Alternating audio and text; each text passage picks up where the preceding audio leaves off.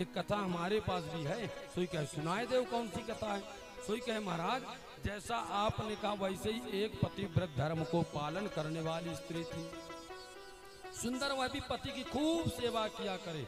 सुबह से लेकर शाम तक जब तक पति को आराम न हो जाए तब तक भगवान को भी भोग नाएं लगाती थी महाराज। इतनी पतिव्रत धर्म का पालन करने वाली थी। सोई महाराज एक दिन हो एक पत्र आया और पत्र को पढ़ करके देखा उनके पतिदेव को कहीं बाहर जाना पड़ेगा। सोई अपने पत्नी से आदेश लिया कि हे अर्धांगिनी जी अब हम तो बाहर काम काज के लिए जा रहे हैं।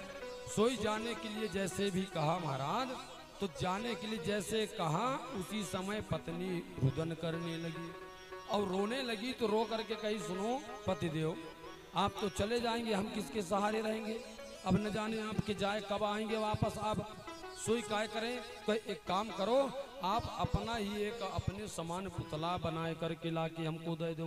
पतिदेव गए और सुंदर कुम्हार से अपने ही समान एक पुतला बना करके ला करके दे दिया और आदेश दिया पत्नी को कि जब तक हम न आवे तब तक दरवाजा बाहर से मत खोलो। कुंडी लगा के बाहर चल दिए कि दरवाजा कोई भी कितनों कुड़कुड़ावे आप दरवाजा मत खोलना कोई भी आवाज लगावे। सोई महाराज कह के चले गए। महीनों बीत गए।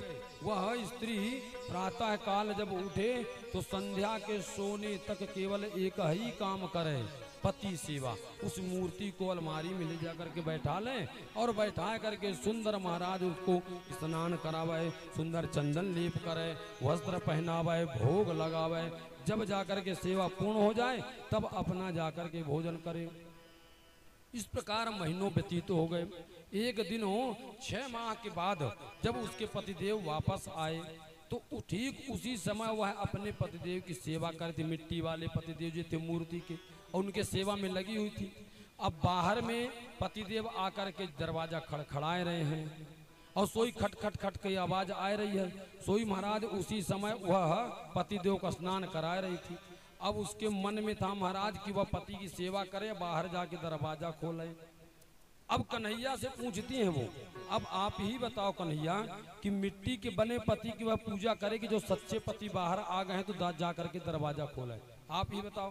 कन्हैया ने झट से कह दिया कि जब सच्चे पति आ गए हैं तो माटी के पति की सेवा करने का क्या मतलब और अलमारी में त्याग करके और जो सच्चे पति बाहर खड़े दरवाजा खोल करके उनका स्वागत करना चाहिए। सोई गोपियां कहीं बस हम यही कहना चाहते थे महाराज कि आप सरीके सच्चे पति हमको मिल गए हैं तो घर में बैठे मिट्टी के पुतलों की हमको आवश्यकता नहीं है।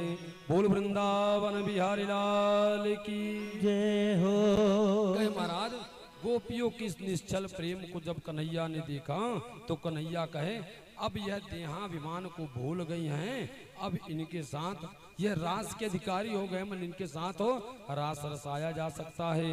तब कहे महाराजों कि एक एक गोपी और कन्हैया उनके बीच में प्रकट भय गए।